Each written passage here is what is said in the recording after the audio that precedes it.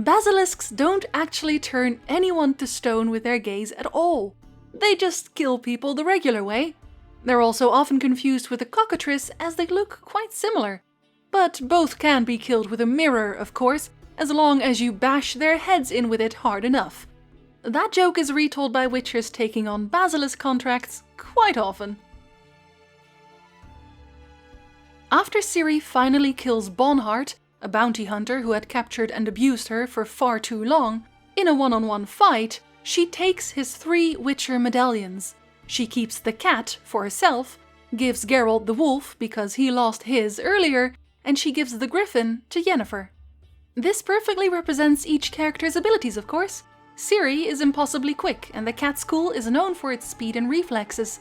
Geralt is of the wolf school, and Yennefer, like the school of the griffin, works with magic. Triss is one of the youngest sorceresses we meet, which doesn't say much as they can get very, very old. During the book The Tower of the Swallow, Yennefer is only 94 years old, and she would frequently argue with Sabrina Glevissig over who was the younger one, because Yennefer and Sabrina also used to be classmates at Aretusa. Yara, Ciri's childhood friend, whom she met while studying at the temple in Ellender, was in love with her. He never got to marry her, of course, but he did later have a granddaughter called Ciri, no doubt after the Lady of Time and Space. The original Temerian banner depicted a striding lion, not the lilies. Only the crown princes used a different standard, the 3 lilies. During Falca's rebellion, one of the crown princes won great victories for the crown under the banner of the lilies. They also found the prince's wife and her children, mostly unharmed, so when this crown prince eventually took the throne, he changed the coat of arms of Temeria to 3 lilies on a black field. When Isengrim Falciarna, Sigismund Dijkstra and Boreas Mun meet at the crossroads of the pass to Zerrikania, they all tell each other their real names. Mostly, of course, Isengrim only gives them his last name. Except for Dijkstra, who introduces himself as Siggy Reuven instead, the name he takes on in The Witcher 3 as well. This name is an amalgamation of his own name, Sigismund, and his old assistant, who was called Reuven. The NL elves speak the Elilon version of the Elder Speech. The Enshe speak Henneling. The difference between the two aren't great, but they are different. Elilon is of course the older accent of the two. Esai Isa. Jaba doin nilin yama.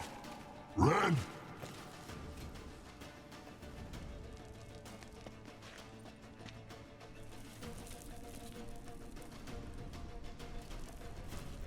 Shen Tabir.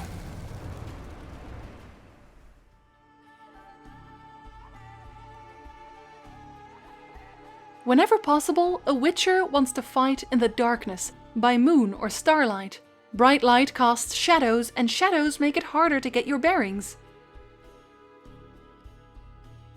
Elves don't actually make top-class swords. Those are made by gnomes and dwarves, though the finish is generally elven.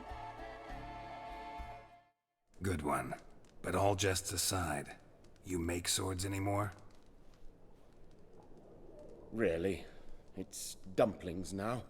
I must make a living.